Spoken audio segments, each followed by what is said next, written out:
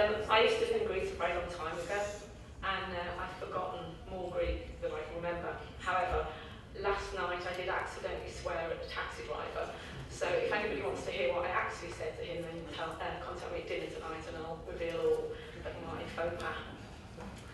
So thank you to the diplomatic incident, thank you to the conference organisers for inviting me, and thank you to everybody for staying for the last session today.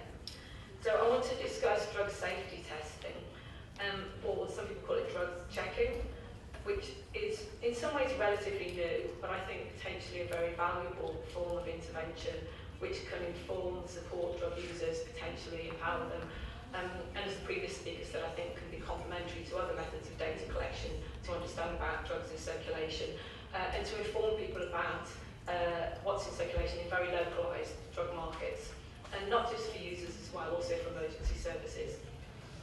So I want to say something about what the problem is, and particularly what the problem is in the UK at the moment, in terms of very high drug-related deaths, very high purity drugs, and additional risks, particularly at festivals. And then talk about drug safety testing and how it might address some of those concerns, and then what evidence we have on the efficacy of drug safety testing and its wider impact. And we can look to things like whether people throw away their drugs after they've used the testing service, whether there's a reduction in hospital admissions from a festival, and also whether there are reduced medical incidents on site as well. So what's the problem? In the UK, we've got the highest drug-related death rate we've ever had. This is the graph for 2017. It only got higher this year. We've got the highest drug-related death rate on record, and Scotland even higher. Predominantly this is for opiates, but not just for opiates. And the policing is seen to be a potential problematic driver in terms of this, in terms of their responses and the public health outcomes. It's not just for the opiates though. If we look at MDMA in this graph, we can see that drug-related deaths for MDMA, for ecstasy, have been varying, fluctuating, but have been on a general upward trend. There's basically three sections in terms of MDMA drug-related deaths in the UK. They were fairly stable in the 1990s, at about 15 to 20 per year, and then we saw a shift from ecstasy pills to MDMA crystal, and that was because of a switch from Vietnam to Cambodia in terms of the safflower oil that it was where it was coming from, and we saw then that the deaths increased along with people switching to MDMA crystal. People were having whole chunks of crystal of relatively pure MDMA, so we saw as their potential consumption, the quantity increased, so the death rate increased. And then there was an MDMA drought across Europe that was linked to the end of production in Cambodia, and we saw a shift to China and the production of PMK as a precursor ingredient in China. And the consequence of that is we've seen very strong MDMA pills, MDMA containing pills, and the death rate in the UK has also risen in conjunction with that.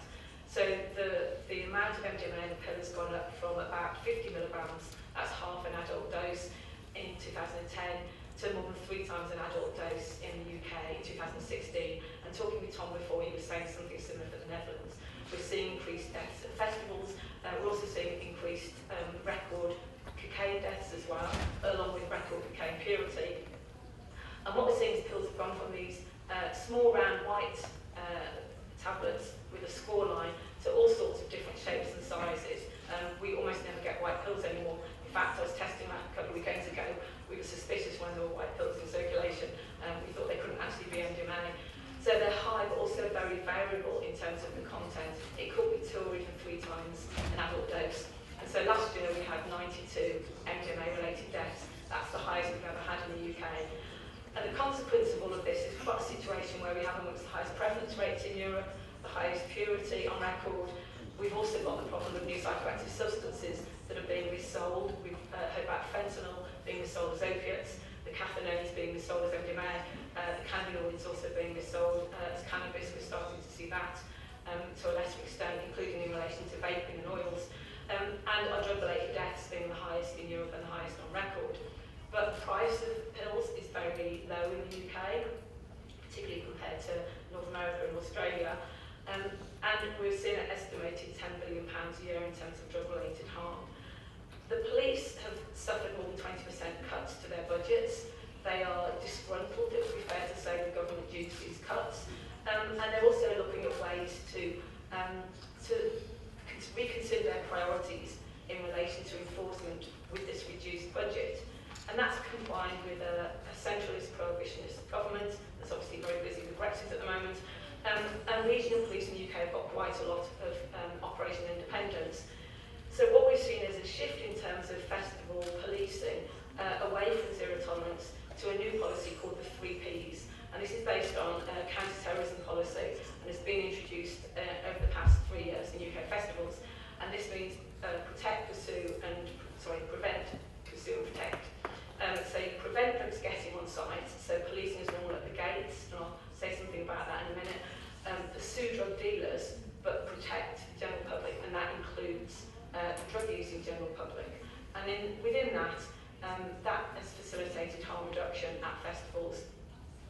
And one police officer that I've been dealing with, who's now very supportive of drug checking, I asked him why he was supportive, and he said, "I just dealt with too much death."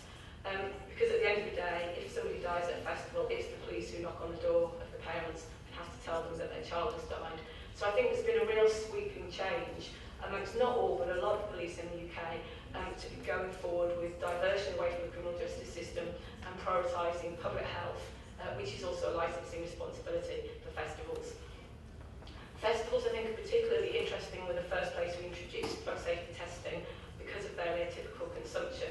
The sociologist Hakeem Bey has described them as temporary autonomous zones, this idea that they have a carnival-esque suspension of the everyday social controls that people might be under, that people are away from the constraints of everyday life in various ways.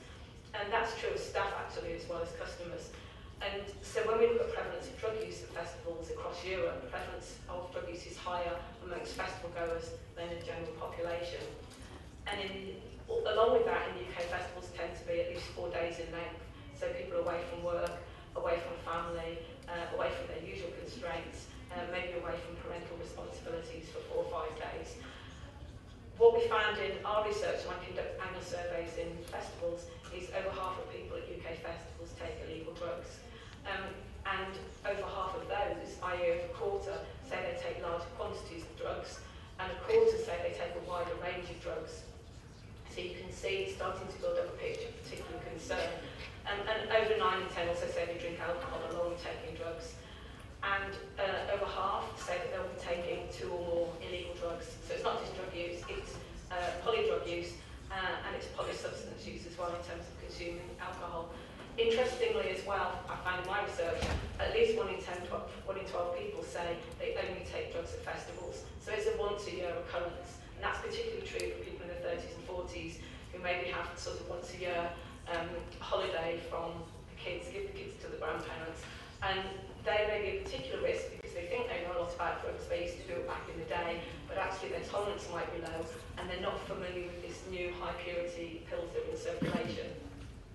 So we've got more drugs, longer drug-taking sessions, and more mixing of all of these together. So it's an opportunity, I think, in terms of talking to people about their drug use in various ways. It's an opportunity for them to access drugs, and it's in some ways a unique and very intense drug-using space, I think, in festivals.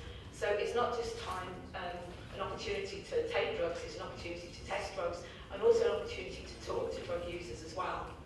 Oh my word, talking, too much talking. To say festivals are a very big business in the UK, it's a £2,500 million industry, and the biggest festival is Glastonbury, £250,000. So we're talking about a lot of people here. So what can we do? Drug safety testing. We can inform people about what's in circulation on site, including monitoring trends in supply and use. We can identify and remove substances from circulation, missold drugs, various contaminants and adulterants. We can engage directly with drug users in terms of having a healthcare consultation, particularly with young people who might not usually speak to healthcare professionals about their drug use. And uniquely, I think, the value of drug safety testing or drug checking is that we can talk to them and find out what they think they've bought, as well as what they've actually bought, and therefore we can estimate the mis-selling in the market, and we can target any alerts directly to those people. So drug checking has this public engagement, lab-level forensic analysis, this individual consultation, but the overall aim here is harm reduction. That's the purpose of it. It's pragmatic. It can fit in with any drug policy context. It doesn't have to be in one particular drug policy context. And we introduced it in the UK in 2016.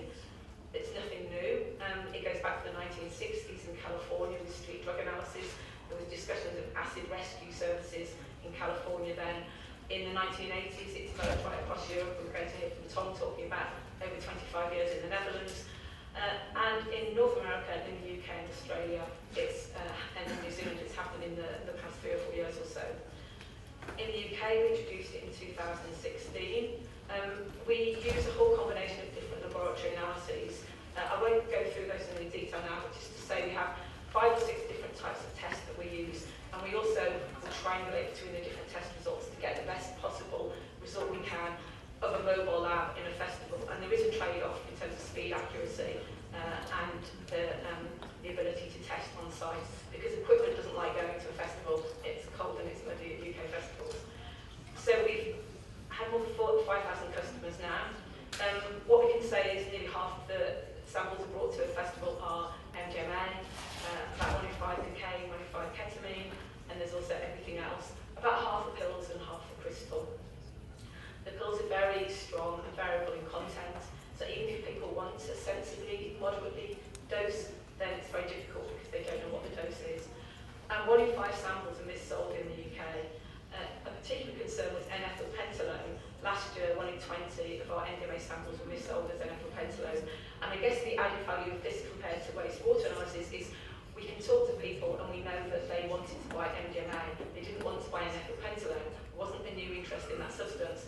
They missold it. And we can give them advice in relation to that. It's very strong, very long-lasting stimulant. Can last up to 4 days and causes serious distress at festivals and potentially even a psychotic episode. But what we've seen though is the displacement from mis-selling of methylone as MDMA when it was banned in China. We've now just had an ethylpentylone banned across the world. So this year we've seen hardly any samples of ethylpentylone, whereas it was the biggest problem last year. So we can see this displacement in terms of the mis-selling, and drug checking can tell us more information about that. But the drug checking isn't just about the forensic analysis, it's also about the healthcare consultation. And we talk to people about their drugs history, their medical history, the current drug use. We're very clear that we say the safest way to take drugs is not to take them at all. We don't condone or facilitate drug use.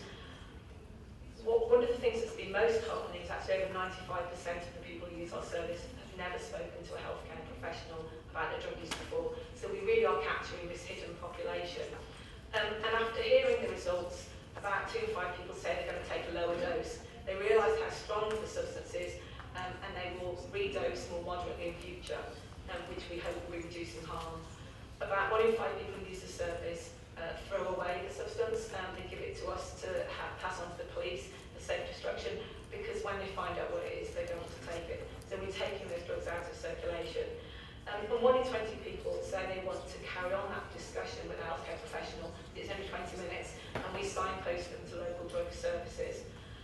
But this isn't representative across festival goers. What we find is that younger and more female drug users and people who are new to drug using are more likely to use the service, and they're also more likely to throw away the drugs when they use our service. What we find is that older male and regular drug users are less likely to use the service and less likely to throw away the drugs. So we don't know if this is because they have a better drug supply, they think they have a better drug supply, or they think they know more about harm reduction, and that's one of the things that we'll be looking at a little bit more. But we also learn an awful lot about the local drug market, and what we found in the UK is that people who buy drugs on site at a festival are twice as likely to be missold drugs as those who buy them from a regular dealer. So going back to my point about festival policy, which is to prevent drugs getting on site, we potentially have this problematic unintended consequence of very heavy policing and drug detection dogs on site. People are too scared to bring drugs in, so they buy the drugs from a dealer on site, and the dealers on site are more likely to mis-sell substances, twice as likely to mis-sell substances, and therefore the policing at the gates could be an unintended driver towards more drug-related harm on site. So this is one of the things I'm now talking with festivals about. Do we really want to be doing this? The other thing we found is that younger people are likely to be more scared, less confident to walk past the police and the dogs, so they are more likely to buy on site from the dealers who are twice as likely to mis-sell to them. So there's a lot we can learn about drug markets, and a lot of the questions we can pose in terms of the policing of festivals, for me as a criminologist, which I'm interested in, when we think about and find out about what's in circulation in the local drug market. I'll stop there because I think I'm being out of time.